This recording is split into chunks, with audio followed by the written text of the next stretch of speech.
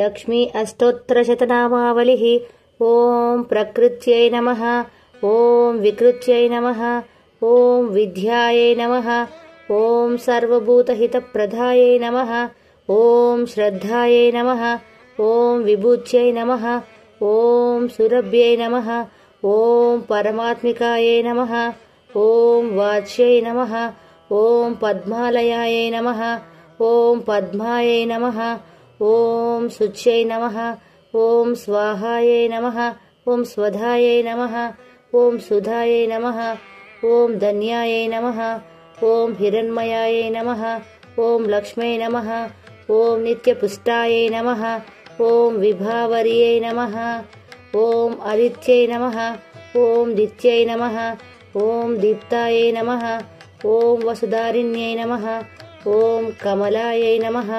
ॐ कान्तायै नमः। ॐ कामाक्षयै नमः। ॐ क्रोधसम्भवायै नमः। ॐ अनुग्रहप्रदायै नमः। ॐ बुद्ध्यै नमः। ॐ अनघायै नमः। ॐ हरिवल्लभायै नमः।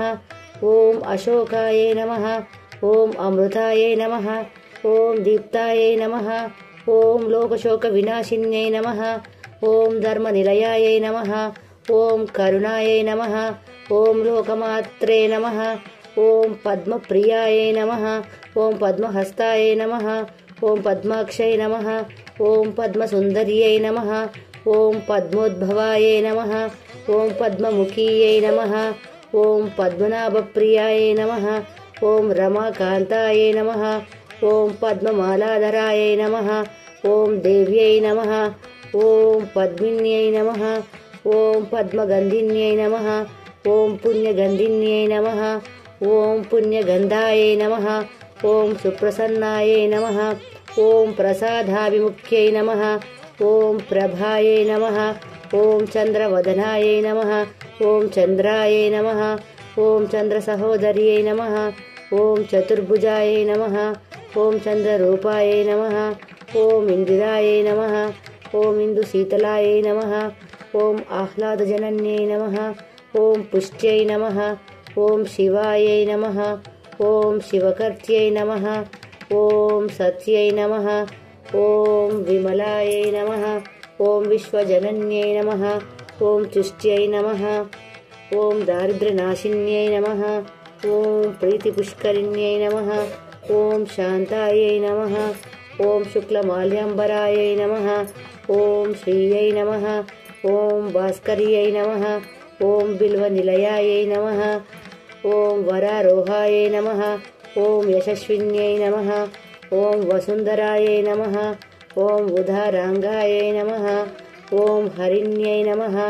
ॐ हेममालिन्यै नमः। ॐ धनधान्यकर्त्यै नमः।